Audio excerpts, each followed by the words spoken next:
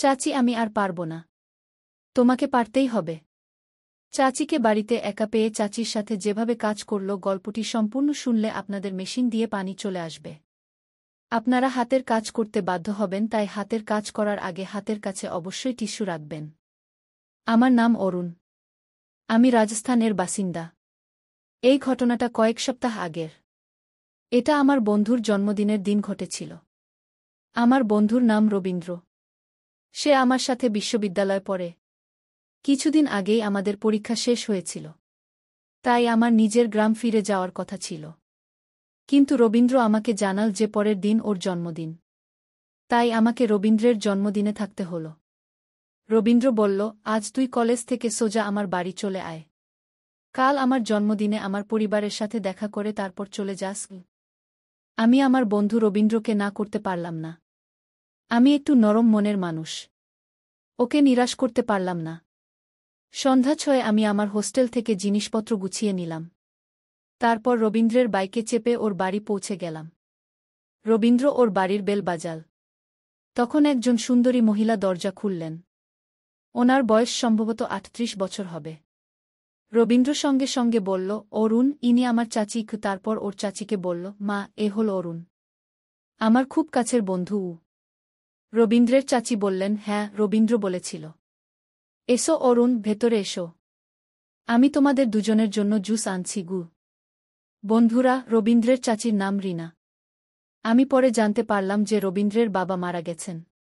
তিনি অনেক বছর আগেই গত হয়েছেন। রিনা চাচির বয়স ছিল ৩৮ বছর। কিন্তু ওনাকে কোনোভাবেই ৩৮ বছরের মনে হচ্ছিল না। রিনা চাচি খুব সুন্দরী আর তরুণী দেখতে ছিলেন। ওনার আকর্ষণ দেখার মতো ছিল। কিছুক্ষণ পর রিনা চাচি জুস নিয়ে এলেন। উনি আমার পাশে বসলেন আর আমার সম্পর্কে প্রশ্ন করতে লাগলেন। যখন রিনা চাচি আমার সাথে কথা বলছিলেন আমার একটু লজ্জা লাগছিল। কারণ আমি স্বভাবগতভাবে একটু লাজুক। রিনা চাচি কথা বলছিলেন, এমন সময় রবীন্দ্র বলে উঠল, মা, আমি বাজার থেকে জিনিস আনতে যাচ্ছি। দোকানদারের ফোন এসেছিল। বাকি জিনিসগুলোও নিয়ে আসব। ততক্ষণে আপনি অরুণকে আমার ঘরটা দেখিয়ে দিন আর অরুণের জিনিসপত্রগুলো রেখে দিন। রিনা চাচি সম্মতিসূচক মাথা নাড়লেন। তারপর রবীন্দ্র জিনিস আনতে চলে গেল। রবীন্দ্রের বাড়িতে রবীন্দ্র, ওর চাচি আর ওর বোন থাকে। রিনা চাচি জানালেন যে রবীন্দ্রের বোনের নাম প্রিয়া। প্রিয়া চণ্ডীগড়ে সরকারি চাকরি করে। ও ওখানেই থাকে আর শনিবার করে বাড়ি আসে।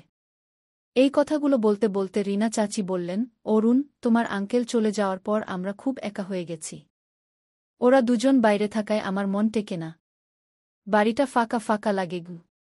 তখন আমি বললাম, কোনো ব্যাপার না রিনা চাচি, কিছুদিন পর রবীন্দ্রের বিয়ে দিয়ে দিন। যখন বোমা আসবে তখন আপনার মনও বসবে আর পরিবারও পূর্ণ হবে। এটা শুনে রিনা চাচি বললেন, অরুণ, তোমার আঙ্কেলের অভাবটা সবসময় অনুভব করি। এখন আমার বয়স ৩৮ বছর। বাকি জীবনটা কিভাবে কাটবে? আমি রিনা চাচির চোখের দিকে তাকালাম। ওনার চোখে গভীর বিষণ্ণতা ছিল। একজন জীবনসঙ্গীকে হারানোর কষ্ট স্পষ্ট দেখা যাচ্ছিল। আমি কথাটা হালকা করার জন্য বললাম, কোনো ব্যাপার না রিনা চাচি, যেমন ৩৮ বছর কেটে গেছে তেমনিই বাকিটাও কেটে যাবে। আচ্ছা চাচি, আপনি আমাকে রবীন্দ্রের ঘরটা দেখিয়ে দিন যাতে আমি আমার জিনিস রাখতে পারি। আর আমাকে ফ্রেশও হতে হবে। বাথরুমটাও বলে দিন কোথায় গু। রিনা চাচি আমাকে রবীন্দ্রের ঘরে নিয়ে গেলেন। আমি আমার ব্যাগটা সেখানে রাখলাম। এরপর রিনা চাচি বললেন, অরুণ, আমার ঘরের বাথরুমটা ব্যবহার করে নাও। রবির বাথরুমে এখন জল আসছে না গি। রিনা চাচি আমার জন্য টবে জল ভরে দিলেন। আমি আমার জামাকাপড় নিয়ে বাথরুমে চলে গেলাম। আমি স্নান করছিলাম, এমতাবস্থায় রিনা চাচি বাইরে থেকে আওয়াজ দিলেন, অরুণ, তাড়াতাড়ি নীল বোতামটা টিপে দে। ট্যাঙ্ক ভরে গেছে গু। আমি সেখানে কোনো নীল বোতাম দেখতে পেলাম না। আমি বললাম, রিনা চাচি, আমি জানি না কোথায় আছে গু। রিনা চাচি বললেন, অরুণ, তাড়াতাড়ি দরজা খোল। পাশের বাড়ির রাজেশ আঙ্কেলের বাড়িতে জল চলে যাচ্ছে গি। আমি তাড়াতাড়ি তোয়ালে জড়িয়ে দরজা খুলে দিলাম। রিনা চাচি ভেতরে এলেন আর কোণের দিকে একটা বোতাম টিপলেন। এতে জলের স্রোত বন্ধ হয়ে গেল। তারপর রিনা চাচি আমার দিকে তাকালেন আর বললেন, অরুণ, তুমি কি জিমটিম করো? আমি হালকা হেসে জবাব দিলাম, হ্যাঁ রিনা চাচি, আগে করতাম। এখন পড়াশোনার জন্য ছেড়ে দিয়েছি গু। রিনা চাচি হাসলেন। ওনার হাসিতে কেমন যেন একটা অদ্ভুত অস্বস্তি ছিল। রিনা চাচি বললেন, তাড়াতাড়ি তৈরি হয়ে নে অরুণ। আমি ততক্ষণে রাতের খাবার বানিয়ে নিচ্ছি গু। আমি লজ্জা পেয়ে দরজা বন্ধ করলাম আর স্নান সেরে তাড়াতাড়ি তৈরি হয়ে গেলাম। যখন আমি বাইরে এলাম তখন পাশের ঘর থেকে খাবারের সুগন্ধ আসছিল। কড়ি পকোড়া আর জিরা রাইসের গন্ধ ছিল। আমি দেখলাম রিনা চাচি রান্নাঘরে ট্রে বের করছেন। আমি এগিয়ে গিয়ে বললাম, রিনা চাচি, আমি কি কিছু সাহায্য করব? রিনা চাচি আমার দিকে তাকালেন। তারপর হেসে বললেন, অরুণ, তুমি অতিথি আর আমাদের এখানে অতিথিকে ভগবান মনে করা হয় কি? রিনা চাচির কথাগুলো আমার মন ছুঁয়ে গেল। আমি কিছু বললাম না আর চুপচাপ একটা চেয়ারে বসে পড়লাম। কিছুক্ষণ পর রিনা চাচি আমার পাশে এসে বসলেন। তিনি আমার সাথে কথা বলতে লাগলেন। রবীন্দ্র তখনও বাজার থেকে ফেরেনি। আমরা দুজন ধীরে ধীরে কথায় মগ্ন হয়ে গেলাম। রিনা চাচি জানালেন কিভাবে তিনি তার স্বামীকে হারানোর পর বাড়ি আর সন্তানদের দায়িত্ব সামলেছেন। রিনা চাচির কথাগুলো এত সত্যি ছিল যে মনে হচ্ছিল তিনি আমার মনের কথা বলছেন। রিনা চাচি বললেন, কখনো কখনো মনে হয় জীবনটা আবার নতুন করে শুরু করতে পারি। কিন্তু দুনিয়া সবকিছু থামিয়ে দেয়। একজন একা মহিলার জীবন কি শুধু ত্যাগ আর কষ্টের জন্য? আমি রিনা চাচির চোখের দিকে তাকালাম। তিনি আমার চোখে কিছু খুঁজছিলেন। হয়তো সহানুভূতি বা একাকিত্বের আশ্রয়। আমি ধীরে ধীরে বললাম, রিনা চাচি, আপনার কথা একদম ঠিক। কিন্তু একজন মানুষের আনন্দ, তার একাকিত্ব আর জীবনের প্রয়োজন, এই সব কিছুও খুব জরুরি। রিনা চাচি, আপনি চাইলে আপনার জীবন আবার শুরু করতে পারেন। কেউ আপনাকে আটকাতে পারবে না। শুধু আপনি নিজে এই সিদ্ধান্তটা নিন। রিনা চাচি কিছুক্ষণ চুপ রইলেন। তারপর আমার দিকে তাকিয়ে বললেন, যদি অরুণ সবাই তোমার মতো ভাবত। রিনা চাচির গলাটা দুঃখে ভরে গিয়েছিল। আমি অনুভব করলাম যে এটা একজন মহিলার ডাক, যা শোনার মতো আর কেউ ছিল না। তারপর রিনা চাচি রান্নাঘরে চলে গেলেন আর আমি সেখানেই বিছানায় বসে ফোন ঘাঁটতে লাগলাম। তারপর প্রায় রাত 7টার দিকে গেটের বেল বাজল। আমি দরজা খুললাম তো রবীন্দ্র ছিল। তার হাতে একটা বড় বাক্স ছিল আর অন্য হাতে কিছু জিনিসপত্র ছিল। দরজা খুলতেই রবীন্দ্র হেসে বলল, অরুণ, দেখ, তোর ভাই কিছু বলেনি। সব জিনিস তোর পছন্দের আর তোর প্রিয় রসগোল্লাও এনেছি। আমি জোরে হেসে ফেললাম আর বললাম, সাবাস, পুরো বাজার নিয়ে এসেছিস। রিনা চাচি রান্নাঘর থেকে বেরিয়ে এলেন আর বললেন, আরও এসে গেছে আমার ছেলে। রবীন্দ্র হেসে বলল, মা, আজ তোমার ছেলের বিশেষ দিন। আর তুমি আমার সবচেয়ে বিশেষ অতিথি। রিনা চাচি ভালোবেসে রবীন্দ্রের চুলগুলো এলোমেলো করে দিলেন। তারপর আমরা সবাই সাজানোর কাজে লেগে পড়লাম। আমরা ডাইনিং টেবিলটা একটু সরালাম। লবির মাঝখানে জায়গা করলাম। তার উপর লাল রঙের কাপড় পাতলাম। মোমবাতি জ্বালানো হলো। সেখানে একটা বড় কেক রাখা হলো। আমি ফোনে গান চালিয়ে দিলাম। এমন একটা পরিবেশ তৈরি হয়ে গিয়েছিল যা ছোট কিন্তু আন্তরিকতায় ভরা ছিল। কিছুক্ষণ পর রিনা চাচি একটা থানায় প্রদীপ আর মিষ্টি নিয়ে এলেন। তার চোখে এক অদ্ভুত আনন্দ ছিল। আনন্দ আর আবেগের মিশ্রণ ছিল। এরপর রবীন্দ্র মোমবাতি নেভাল। আমরা দুজনে মিলে জোর গলায় গান গাইলাম। রবীন্দ্র হাত জোর করে আমাদের ধন্যবাদ জানাল। তারপর সে কেক কাটল। কেকের প্রথম টুকরোটা রবীন্দ্র তার চাচির দিকে এগিয়ে দিল। চাচি, এটি আপনার জন্য। রিনা চাচি ভালোবেসে কেক খেলেন। তারপর রবিকেও কেক খাইয়ে দিলেন আর ভালোবেসে রবির গালে একটু কেক মাখিয়ে দিলেন। রবীন্দ্র জোরে হেসে বলল, মা, এটা কি করছ? বাচ্চাদের মতো করো না। রিনা চাচি হাসলেন। কি হয়েছে? তুই তো আমার ছোট বাচ্চাই আছিস। তারপর রবীন্দ্র দ্বিতীয় কেকের টুকরোটা আমার দিকে এগিয়ে দিল। বলল, এবার তোর পালা। অরুণ, তুই আমার ভাই। আমি হাসতে হাসতে কেক খেলাম। তখনই রিনা চাচি আমাকেও ছাড়লেন না। তিনি আস্তে করে আমার গালে কেক মাখিয়ে দিলেন আর বললেন, অরুণ, এবার তুইও আমাদের পরিবারের অংশ। সেই সময় আমার মনে হলো যেন আমার ভেতরটা কিছুতে ভরে উঠল। শুধু আনন্দ নয়, বরং একটা আপনত্বের অনুভূতি আমার গভীরে নেমে যাচ্ছিল।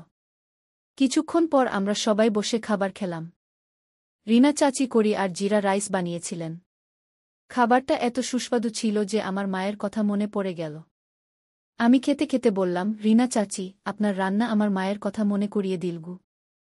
রিনা চাচি হালকা হেসে বললেন, অরুণ, এখন এটাও তোর বাড়ি। যখন ইচ্ছে হবে চলে আসবি।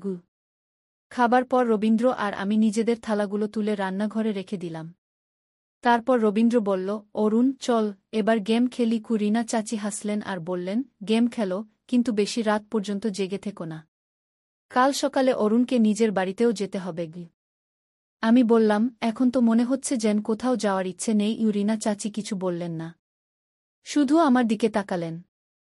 তার চোখে এক অদ্ভুত একাকিত্ব ছিল, যেন তিনি কিছু বলতে চান কিন্তু বলতে পারছেন না। সেই রাতে যখন সবাই শুতে চলে গেল, আমি বিছানায় শুয়েছিলাম। রবীন্দ্র গভীর ঘুমে ছিল। তার নাক ডাকার হালকা আওয়াজ ঘরে প্রতিধ্বনিত হচ্ছিল। কিন্তু আমার ঘুম আসছিল না। হয়তো ঘরের পরিবেশ শান্ত ছিল বা কিছু যেন বদলে গিয়েছিল। আমি বারবার পাশ ফিরছিলাম। তারপর বালিশটা ঠিক করলাম, কম্বলটা টানলাম, একবার চোখ বন্ধ করে গভীর শ্বাসও নিলাম। কিন্তু ঘুম অনেক দূরে ছিল। কিছুক্ষণ পর যখন অস্বস্তি বাড়ল, আমি ফোনটা তুলে রিলস দেখতে লাগলাম। ঘরে হালকা অন্ধকার ছিল। আমি রবিকে না জাগিয়ে আস্তে করে বিছানা থেকে নামলাম। ফোনের লাইট অন করলাম আর ধীর পায়ে রান্নাঘরের দিকে এগোলাম। বাড়িটা একদম শান্ত ছিল, যেন দেওয়ালগুলোও গভীর ঘুমে আচ্ছন্ন। রান্নাঘরে পৌঁছে আমি একটা জগ তুললাম আর ধীরে ধীরে জল খেলাম। জল খেয়ে শরীরে একটা সতেজ ভাব এল। তেষ্টা মেটায় একটু ভালো লাগল। আমি গ্লাসটা রেখে যেই পিছনে ঘুরেছি, রান্নাঘরের আলোটা হঠাৎ জ্বলে উঠল। আমি একদম ভয় পেয়ে গেলাম, যেন ঘুমের মধ্যে কোনো ভয়ানক স্বপ্ন দেখে ফেলেছি। সামনে রিনা চাচি দাঁড়িয়েছিলেন। উনি নীল শাড়ি পরেছিলেন, চুল খোলা ছিল, ওনার চোখে ঘুম জড়ানো ছিল, কিন্তু ওনার দৃষ্টিতে অন্য কিছু ছিল। রিনা চাচি হালকা হাসলেন আর মিষ্টি গলায় বললেন, অরুণ জল খেতে এসেছ? আমি একটু ঘাবড়ে গিয়ে হেসে উত্তর দিলাম, হ্যাঁ রিনা চাচি, ঘুম আসছিল না, ফোন ঘাঁটছিলাম, তারপর তেষ্টা পেলগু। রিনা চাচি কিছু বলতে গিয়ে থামলেন। আমি জিজ্ঞাসা করলাম, চাচি আপনারও জল লাগবে? উনি শুধু মাথা নেড়ে হ্যাঁ বললেন। আমি সেই জগেই আবার জল ভরলাম আর রিনা চাচির দিকে এগিয়ে দিলাম। যখন ওনার হাত আমার হাতে স্পর্শ করল, আমার শরীরে যেন বিদ্যুৎ খেলে গেল। আমার শরীরটা হালকা কেঁপে উঠল। রিনা চাচি জগটা নিলেন আর আমার চোখের দিকে তৃষ্ণার্ত দৃষ্টিতে তাকিয়ে রইলেন। তারপর হালকা হেসে বললেন, ধন্যবাদ অরুণ। আমি চোখ নামিয়ে নিলাম। কোনো ব্যাপার না চাচি, আমি আস্তে করে বললাম। 2 ঢোক জল খেলেন। তারপর রান্নাঘরের দেওয়ালে হেলান দিয়ে দাঁড়িয়ে পড়লেন। শান্ত ঠান্ডা পরিবেশে এখন হালকা উষ্ণতা ছিল। রিনা চাচি ধীরে গলায় বললেন, অরুণ, কখনো কখনো এই একলা রাতগুলো খুব লম্বা মনে হয়, তাই না? আমি ওনার চোখের দিকে তাকালাম। ওনার চোখে একাকিত্ব স্পষ্ট দেখা যাচ্ছিল, যেন উনি কিছু বলছেন আবার কিছু লুকাচ্ছেন। আমি বললাম, হ্যাঁ রিনা চাচি, কিছু একলা রাত ঘুমিয়ে আসতে দেয় না। উনি হালকা হাসলেন। আমি ভাবলাম এবার ঘরে ফিরে যাই। আমি ধীরে ধীরে পিছনে ঘুরলাম আর নিজের ঘরের দিকে এগোতে যাচ্ছিলাম। তখনই পিছন থেকে রিনা চাচির গলা ভেসে এল, অরুণ দাঁড়াও। আমি একদম থেমে গেলাম। পিছনে ঘুরে তাকালাম। রিনা চাচি আমার দিকে অদ্ভুত দৃষ্টিতে তাকিয়েছিলেন আর বললেন, তোমারও তো ঘুম আসছে না গি? আমারও না গি। চলো আমার ঘরে কিছুক্ষণ গল্প করি গি, হয়তো তোমারও ঘুম চলে আসবে গি। রিনা চাচির গলায় কোনো দ্বিধা ছিল না। আমি হালকা হেসে বললাম, ঠিক আছে চাচি। রিনা চাচি জগটা ফ্রিজে রাখলেন। তারপর রান্নাঘর থেকে বেরিয়ে গেলেন। আমি ওনার পিছনে পিছনে চললাম। রিনা চাচির ঘরটা বাড়ির অন্যদিকে ছিল। ঘরটা পরিষ্কার পরিচ্ছন্ন ছিল। হালকা ক্রিম রঙের দেওয়াল ছিল। জানলা দিয়ে চাঁদের আলো আসছিল, যা ঘরটাকে আরও বিশেষ করে তুলেছিল। রিনা চাচি বিছানার এক কোণে বসলেন আর মিষ্টি হেসে আমার দিকে তাকালেন। বললেন, এসো অরুণ, তুমিও বসো গু। আমি আরামে ওনার পাশে বসলাম। ঘরে একটা শান্তিদায়ক অনুভূতি ছিল, যা হয়তো আমার নিজের বাড়িতেও পাওয়া যায় না। রিনা চাচি আমার দিকে তাকিয়ে বললেন, অরুণ, কোনো ভালো মুভি থাকলে চালাও তো গু। যতক্ষণ ঘুম না আসে আমার মনটা লেগে থাকবে গু। আমি ফোন বের করে বললাম, রিনা চাচি, একটা খুব ভালো মুভি আছে গু। একটু রোমান্টিক, একটু ড্রামা, কিন্তু গল্পটা দারুণ গু। দেখবেন? রিনা চাচি হাসলেন। তোমার পছন্দ যখন, ভালোই হবে। চালাও।